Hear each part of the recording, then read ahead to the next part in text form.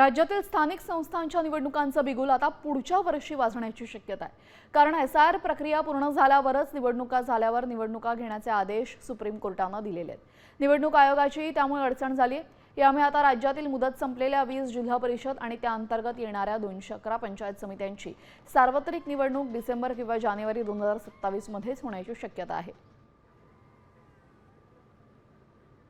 स्थानिक स्वराज्य संस्थांच्या निवडणुका लांबणीवर पडल्या आहेत।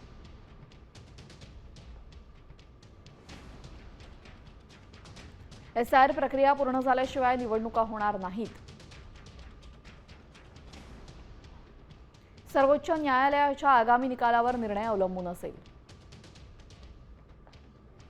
ऑक्टोबरमध्ये अंतिम मतदार यादी जाहीर होईल। डिसेंबर किंवा जानेवारी 2027 मध्ये निवडणुकांची शक्यता आहे।